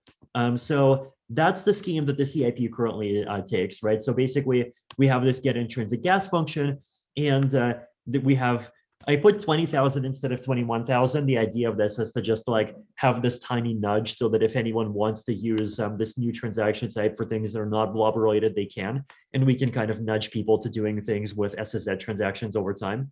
But we don't have to do this. And then this is the pricing for the call data, and then we have get blob gas. Get blob gas is going to be the number of blobs multiplied by I think the number of the number of blobs contained in the transaction. I think this is actually something that I forgot here. Like there should be like len tx.blob aversion hashes should be in here somewhere times get blob gas, and get blob gas is the current price of a blob. And the way that it gets priced is basically through this EIP 1559 mechanism, where basically you take the targeted total. So this is like the target multiplied by the number of blobs since the whole mechanism started, and then you take the average total, which is just a counter in storage, and then the gas price that you have to pay is basically an exponential in the delta, right? So this is also a new mechanism. It's here. If people want to understand how this kind of like different version of EIP 1559 works, it's ETH research post 9082 make EIP 1559 more like an AMM curve. So I talked about like kind of like the benefits of doing this in like exponential pricing. It has very similar effects. So basically, the idea is that there is a blob gas, and that blob gas is a volatile number. And if a block has more blobs than the total, or more blobs than the target, then actual total minus targeted total increases, and so the blob gas fee is going to go up exponentially. And then if a block has fewer blobs than the target, then actual total minus targeted total goes down, and so the gas that you have to pay per blob also goes down. And then here's the update rule. So it's like fairly straightforward. Like you just take the new total and you then write that into storage, and you would have a storage variable that just is like what's the total number of blobs that have happened, and the gas price is the exponential of that minus the targeted total. In case anyone is wondering what fake exponential is, it's basically just this really lovely integer approximation to an exponential function. So if anyone wants to nerd out on the math, I'll let them do that on their own and like plug in values in Python and verify that it does interesting things and it works fine. So that's the gas price. So the floating gas price. The one natural alternative to this is basically that instead of having an intrinsic gas that's floating, you would have an extra base fee that's floating, right? So basically the gas would just be these two terms, but then there would be a separate base fee that you have to pay per blob, and that base fee would just be directly subtracted from the transaction, or from the transaction origin balance. There are like important ways in which that is cleaner. I guess the main risks that, like, one of the things to think about is that if we want to do like more multidimensional pricing in the future, then like we might want to be forward compatible to doing more multidimensional pricing. I think the two natural dimensions other than blobs that we would want to price, or maybe three natural dimensions that we would want to price multidimensionally. One is call data, but call data we might want to just like stick into the same system if we want to. Another is witness size, so Verkle proof witness size. So the amount, basically the amount that we charge per store. And the fifth would be the increase in total storage size. So like the stores that convert empty values into not empty values. So there are other things that we might want to price multidimensionally. But then the problem is that a lot of those other things, like in particular the storage reads and storage writes, they are done inside of subcalls, right? And today we have this system where a call can trust a subcall with a limited amount of gas. And that's supposed to reflect the fact that like you can limit how much resources a subcall can consume. Turning that into a multi-dimensional like thing that you have to pass to a child call would just be incredibly complicated, and we don't want to do it. And so like basically keeping that side of things simple is probably the best rationale for basically saying we're still going to shoehorn everything in terms of gas. And if we want to shoehorn everything in terms of gas, then like we might as well start shoehorning everything in terms of gas. So that's one argument. Like I think there are a lot of like different issues here, and we are undecided on this. Like I think I definitely don't want like which version of EAP 1559 we add to be like a bike sheddy thing that ends up delaying this whole thing. Like I'm personally totally fine with lots of approaches. The things that I do think are important, right? One is that I do think that we need multidimensional pricing of some kind, like we need a floating price per blob.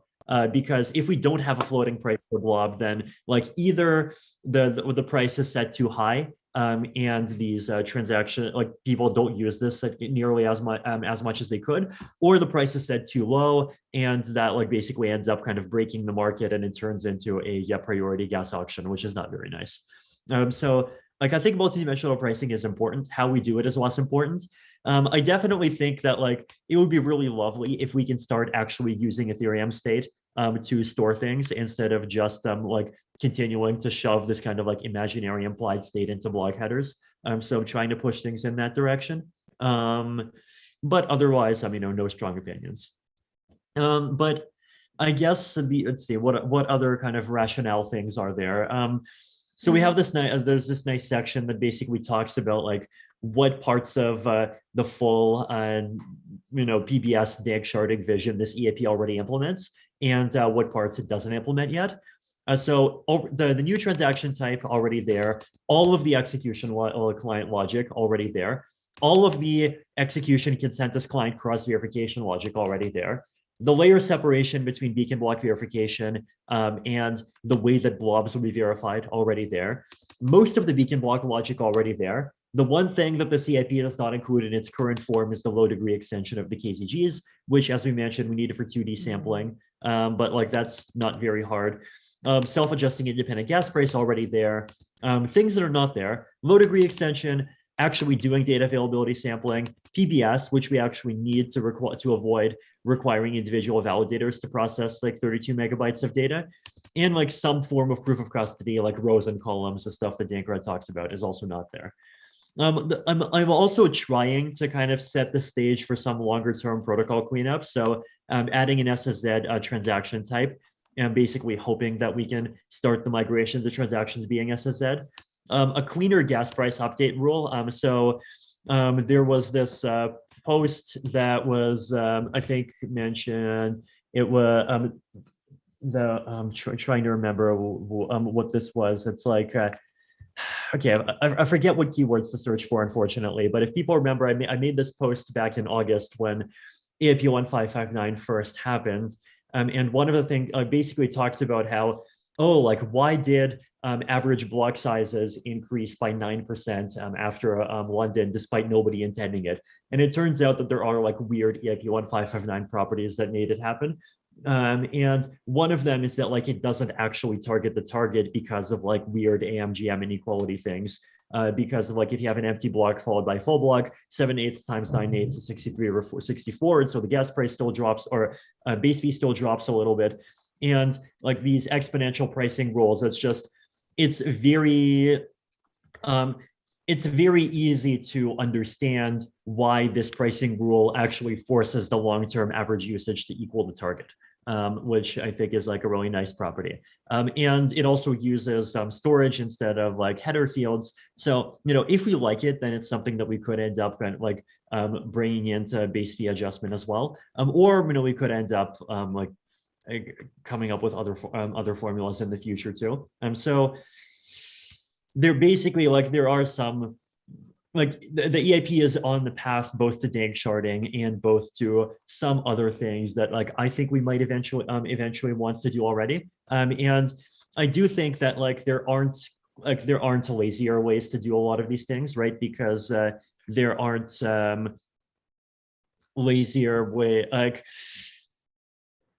right, there like we had, like if we don't do something like this, then like basically we would have to like go and like abuse some existing header field, and abusing header fields also has costs, and so we might as well use storage, is I guess my view here.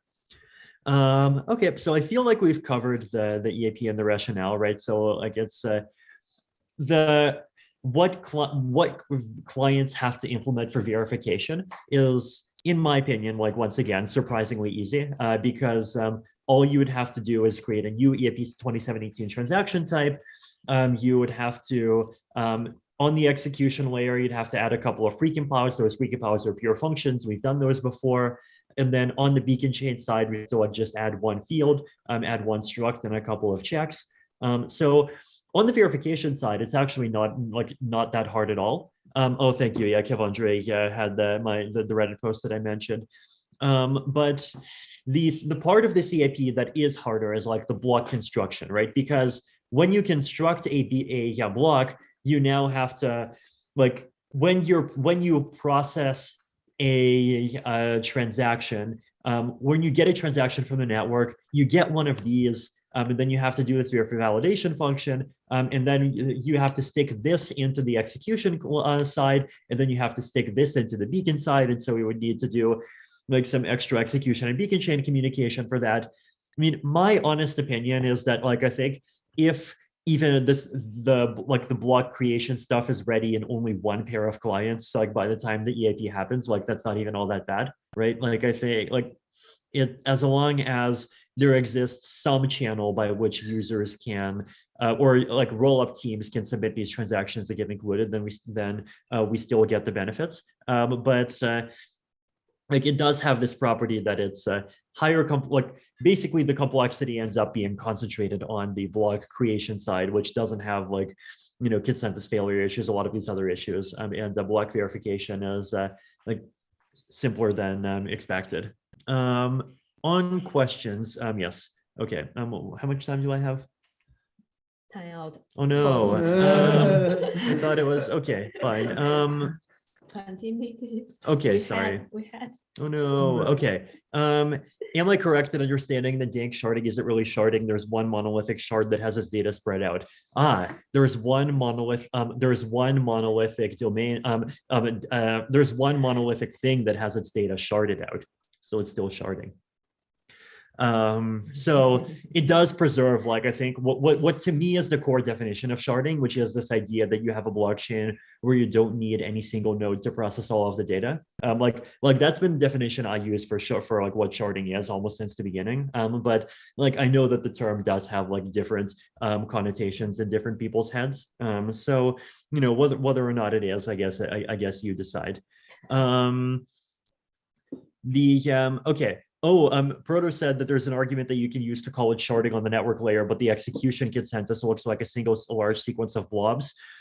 One other points to reiterate, it's not a large sequence of blobs, it's a large sequence of blob hashes, right? Like the blob contents are never accessible to the execution client, which is really important because in the future, they're not even going to be on the same subnetworks. So that's, right, so the execution kids, so there, I mean, it definitely is like, it is a very hierarchical form of sharding in that like you have headers and the headers all go into the chain and like the data on the edges is spread out. So I guess it's another one of those cases where it just like depends on how you define the terms. But I feel like I've blabbed for enough, so I'm happy to go on to whatever the next stuff is. Yeah. Thank you. Oh, Mm-hmm. okay. Yeah. I don't know. Unless people have like last questions.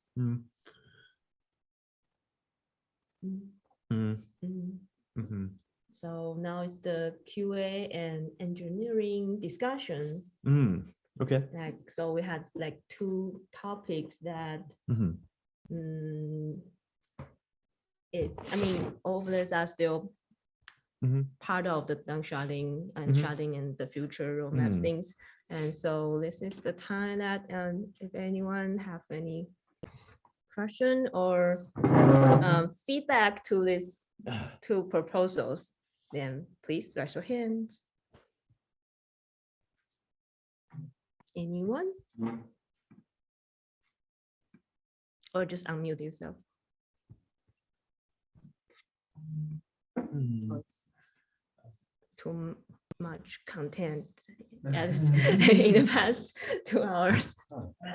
Well, one question I had is PBS a requirement for sharding, or is it just a nice bundled feature? My view is that PBS is, I guess our view is that PBS is a requirement for Danksharding, because of how Danksharding does kind of like create this more specialized builder rule. And there are a lot of simplifications that we get by making that sacrifice.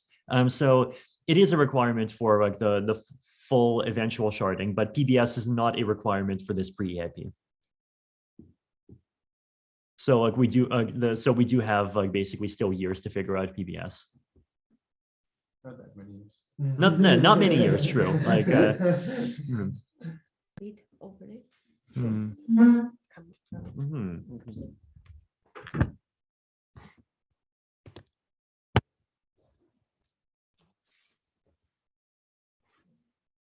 I mean, maybe also like, I mean, we're pretty sure that we'll need some form of PBS, like whether we do use it for sharding or not. I mean, we're also talking about different rollups.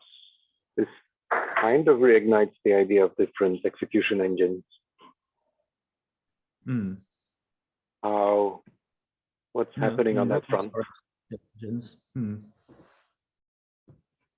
I mean, I feel like in some ways the whole like roll up and Danksharding thing is sort of bringing back the execution engine vision in a lot of ways, right? Like because like the original execution engine vision did basically say, okay, we have these kind of like big transactions where the big transactions contain blobs of data that go to a particular execution engine like that, and that basically is like what this design is moving towards. So you know, it's cool. It's kind of going full circle.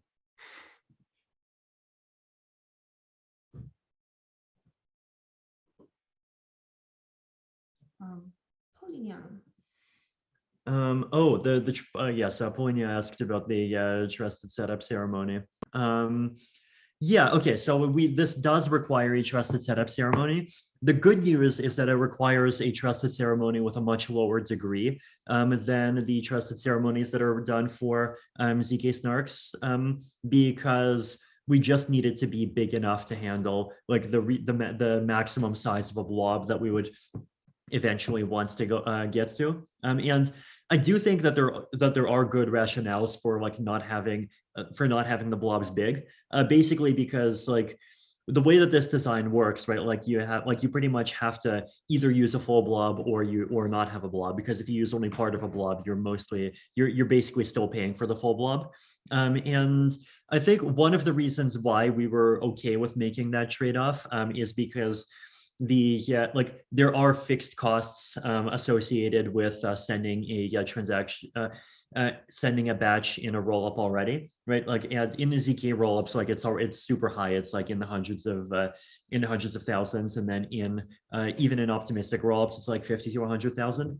And like we would, especially in sharding, I mean, we would roughly expect the size of a blob to be like somewhere in that range anyway. But you know, if we just decide to say that, oh, eventually rollups go up to, or the blobs go up to 2 megabytes, then suddenly we might have to like decide that, oh, now, you know, roll up the per blob gas would have to be hundreds of thousands. That does make life more inconvenient for roll up submitters. So like that's a reason why I expect future scaling improvements to do more of like increasing blob count than increasing blob size. But what that means, so we do have one, I think we do want to add some space to increase blob size just in case. But like, so today these blobs, like they're degree 4096 polynomials. So degree 2 to the 12. If we want to give us like 8x of room to be future proof, then that's degree 2 to the 15. And like degree 2 to the 15 with like G1 points and like plus like and G2 points. So much smaller than like what the existing ceremonies are, and which is nice because that would allow us to have a huge amount of participants. Like my personal hope is that it should be possible to participate in the browser, which is like not viable for a size 2 to the 22 ceremony, but is viable for a size 2 to the 15 ceremony. But this is definitely something that will needs to happen over the course of this year and is going to happen. Is this one of those ceremonies that can be reused for other things, or is this a ceremony that has single use?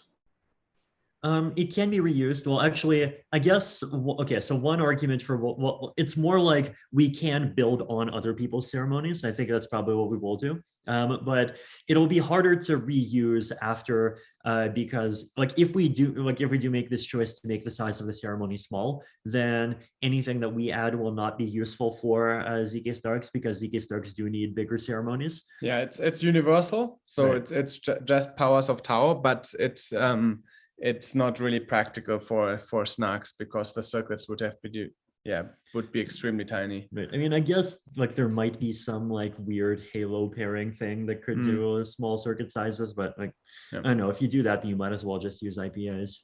But it can be, you indicated it can be built on top of like Aztec ceremony, for example. Yeah. Right. Well, Aztec ceremony is over the BN128 curve, right? I don't know. Yeah. Well, like because like you can only use BN128 within the EVM right now. But like I believe there's some ceremony, like Zcash did a ceremony. There are several. There's Yeah. Zcash. There's a Filecoin one, I think. Mm-hmm. Alio maybe. Yeah. Yeah. So we definitely have a choice of things to build on that will, strictly increase our security. Yeah. Okay.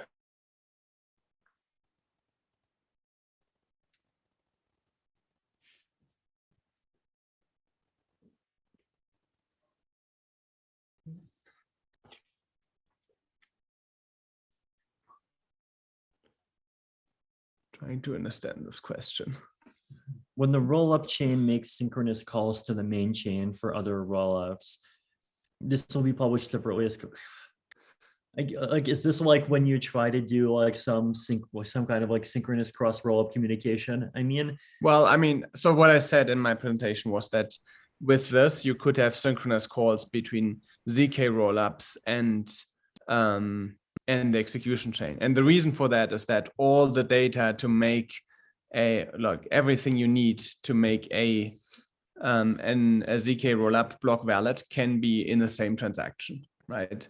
And so you could have like something in the ZK rollup call block saying now you need to make this call, and then like whoever publishes this transaction on chain would actually make this call, and it would just be part of the transaction.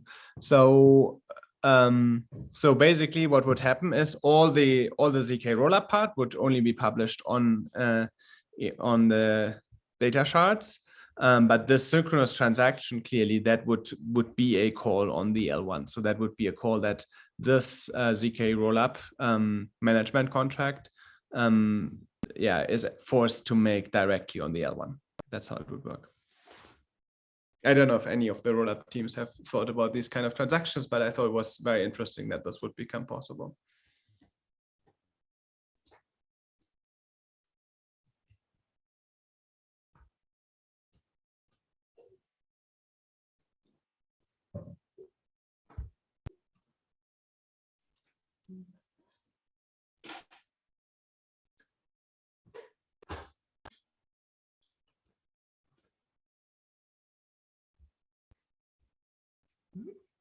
Questions? Any more? Any more?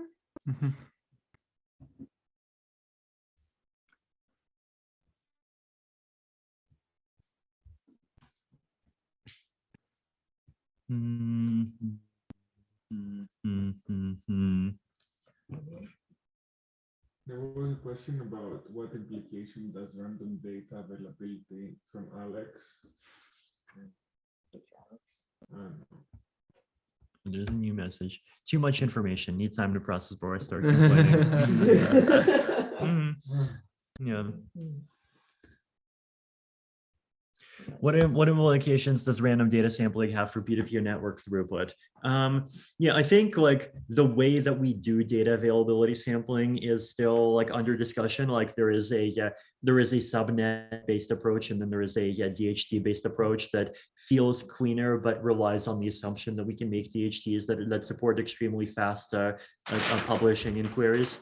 So like I think DAS should not be rushed, and it's okay if it takes a while. And for like the nice thing is that we do have this kind of like fairly nice roadmap for like slowly increasing scaling over time, and like even doing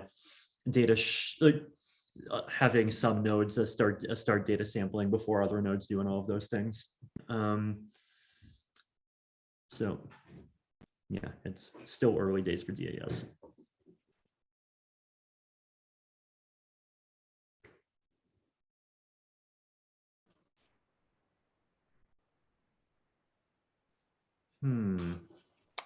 How do you think that these things fit in with the other major items on the roadmap, like 4444 and 4488? Like, do you envision both of these coming after, or around the first one coming around the same time, and Danksharding after everything else we've got on the roadmap? I mean, I'm definitely personally hoping that 4444 is done ASAP, because like it is like 4488, you mean? Well, no, 4444. Well, okay, I guess both. But 4444. Yeah, can we compromise and do 4466? Do them together, yes. Yeah, I guess that like 4444 is just easier to. It makes a lot of other things and easier. I guess one thing you could argue is that if somehow 444's like stalls for 2 years, which I really hope it doesn't, then like we could just say we're only doing like expiry for these extra for these blobs, right? Because like blobs today don't exist, and there's no assumption that blobs are. Or nobody's doing anything based around the assumption that blobs are going to be accessible for more than some period of time. So like in that extreme case, I guess you can say Danksharding or pre-Danksharding is not even dependent on 4.4s, but like I mean I strongly support 4.4s being done faster, because like I do think that it is a very pragmatic thing that can open the door both like to whatever combination of higher gas limits and making it easier to run a node that we choose. And then 4488, I guess like my perspective is that it depends on how quickly we can do this. Like I personally, would be very sad if this EIP gets like we could verge on this EIP, but it takes a long time, and the fact that this EIP takes a long time becomes used as an excuse to not do 4488, and rollups end up being expensive for longer than they need to be. So I think like either the CAP does get done quickly, or if the CAP gets done more slowly, then like I personally do support getting 4488 in even before it, just to give shorter term relief to roll-up projects. I think we should see the high fees as an emergency situation that's happening on Ethereum much more than we do now. So like we should prioritize all the data availability, like get something in by Shanghai at the very least. Like ideally I would see like Vitalik's EIP implemented by then, and then I think the next hard fork after that should already be sharding. That would be the ideal in my opinion. Yeah, them some fighting words. Yeah. Oh, I like this proposal from Thomas. Can we change to EIR and start counting from 0? Good question. Actually, what's R? request. All right. Yeah, well, I guess now I want, like, are there ways to Mhm. make GitHub repos that, like, well, I don't know. I do like this idea that anyone can make an EIP. I think it does have the nice democratic property, but it does also mean that they go up to 4 digits. Mm.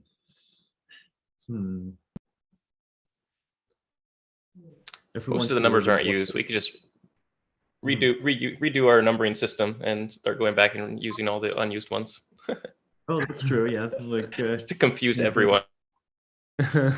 go in and like look at some of the forgotten EIPs that are just clearly not viable anymore and say, oh, this totally new thing is like just actually like what? It's account abstraction. It is EIP 86. It's just it is the original vision of EIP 86. That's right.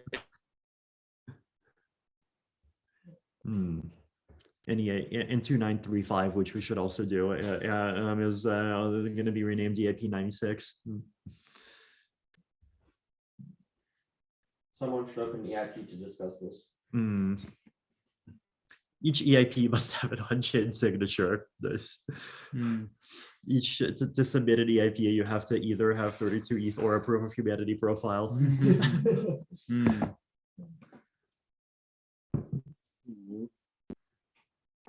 Okay. Oh, Shelley brought some tea. That's so lovely.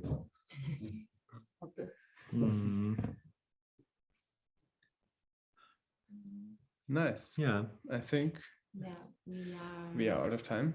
Yes. 2 hours and 7 minutes. Okay. I mean, there's no need to extend things beyond their natural lifetime. So, I mean, if people have questions, there are plenty of forums on which the questions can be asked, including the ETH researches that I linked to, including this. Well, it's should we just make a magician's thread for this? All right. Yeah, sure. okay, sure. I'll make a magician thread for this for EIP. Yeah, the call has reached TTD. So. Is there a Discord channel where we can just chat about this topic if it's appropriate? I guess like the sharded data Discord room might be as good a place as any. Okay. On Discord. Yeah. Okay. You know, I mean, I get it. I slack off all the time by not going on Slack. Yeah. Does Slack still exist? For think so. business. Okay. No. Okay. Barely. Okay. Right. Well, Discord is as Web2 as Slack is. Yeah, right. I What guess. should we? But it's a brand new Yeah, thing. I mean, if people want to ask questions, they can reach out to me at chat.blockscan.com as well. You can sign in with Ethereum.